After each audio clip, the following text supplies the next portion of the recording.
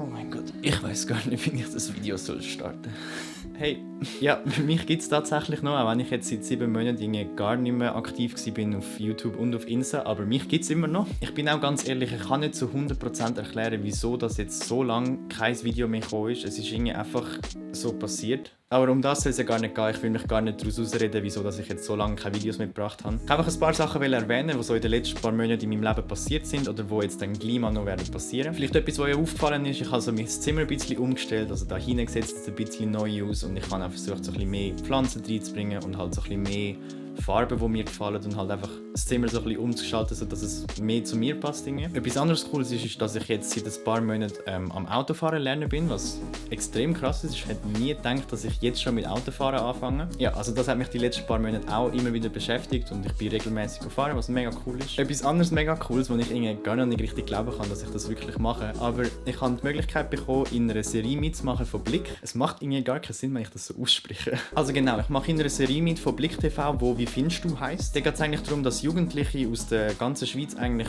darüber reden können, wie sie zu aktuellen Themen stehen und halt, was so ihre Meinung dazu ist. Da geht es um so Sachen wie Militärpflicht, genderneutrale Sprache, halt einfach so aktuelle Themen, die die Menschheit gerade beschäftigt einfach. Es ist irgendwie mega surreal für mich, wenn ich einfach so auf den Blick gehe und dann so mein Gesicht erscheint dort. Ich kann das irgendwie einfach nicht so wirklich verarbeiten. Darum ja, wenn euch so aktuelle Themen und Politik interessieren, dann könnt ihr gerne mal auf Blick vorbeischauen. Es sollte eigentlich jede Woche ein Video rauskommen und ich meinte, ich gehört habe, dass jetzt dann gleich eine neue Staffel rauskommt.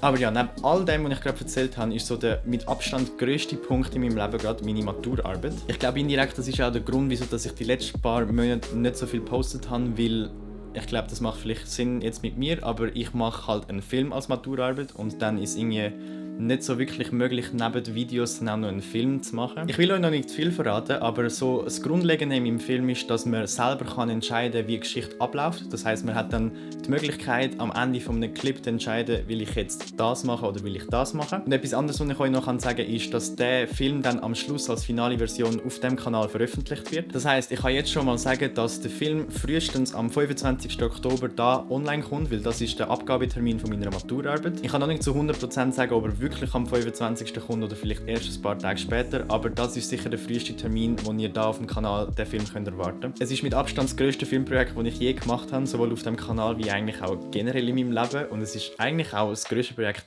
je in meinem Leben. Okay, aber ich will eigentlich gar nicht mehr sagen, ich kann eigentlich nur ein kleines Infovideo machen. Ich hoffe, dass ihr genauso gespannt seid auf den Film wie ich und ja, dann würde ich sagen, sieht man sich vielleicht zu einem Video und sonst einfach spätestens zu der Maturarbeit wieder. Ciao zusammen!